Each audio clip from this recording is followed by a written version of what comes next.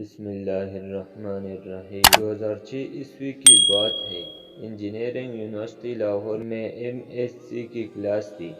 اس میں بہت سے بچے زیر تعلیم تھے۔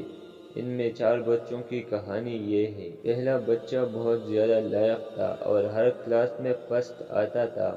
وہ گولڈ میڈل لیتا تھا۔ دوسرا بچہ کلاس میں پیچھے بیٹھتا تھا۔ وہ صحیح طرح کے کپڑے بھی نہیں پہنتا تھا۔ وہ پڑھائی میں اتنا سنجیدہ نہیں تھا، گنگا سا تھا۔ تیسرا بچہ کلاس کا سب سے شرارتی بچہ تھا۔ 60% یا اس سے زیادہ خوش نمبر لیتا تھا۔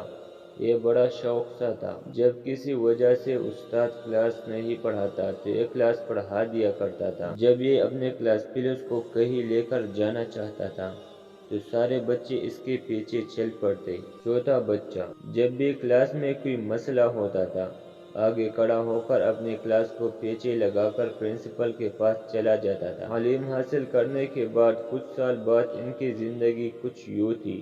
پہلا بچہ تعلیم مکمل کرنے کے بعد کسی اچھے ادارے میں 60,000 سے زائد پر نوکری کر رہا تھا۔ دوسرا بچہ عام سی زندگی گزار رہا تھا۔ تیسرا بچہ تعلیم مکمل کرنے کے بعد کسی بہت اچھے ادارے میں 12 لاکھ روپے سے زائد نوکری کر رہا تھا۔ وہ اپنے کمپنی میں کنٹری ہیڈ تھا۔ چوتھا بچہ تعلیم مکمل کرنے کے بعد کسی تانے میں AIS بھرتی ہو گیا۔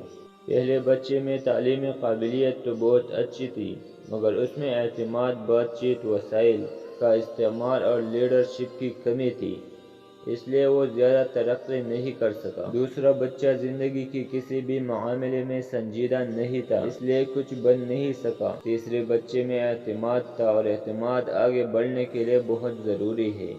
دوسری خوبی اس میں یہ تھی کہ اسے بات چیت کرنا آتی تھی۔ اس میں تیسری خوبی یہ تھی کہ اسے اپنے وسائل میں رہتے ہوئے کام کرنا آتا تھا۔ جو آدمی اپنے وسائل میں رہتے ہوئے کام کر لیتا ہے وہ کامیاب ہو جاتا ہے۔ اس کے علاوہ اس میں لیڈرشپ تھی۔ کنٹری کا ہیڈ ہمیشہ لیڈر ہوتا ہے۔ کمپنی کبھی ایسے شخص کو جو گنگا ہو کنٹری ہیڈ نہیں لگائے گی۔ جبکہ چوتھے بچے کو مسائل حل کرنے کا بہت شوق تھا، لہٰذا اس نے زندگی میں اسی حساب سے ترقی کی۔ اب ان چاروں میں کون سا ہے؟